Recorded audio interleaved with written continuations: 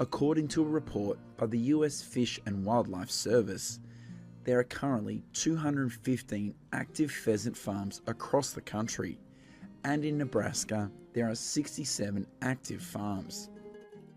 On average, each pheasant farm in Nebraska produces 117,000 adult pheasants per year. In particular, McFarland Pheasants is the largest pheasant farm in the United States, and each year this farm produces up to 1.3 million pheasants.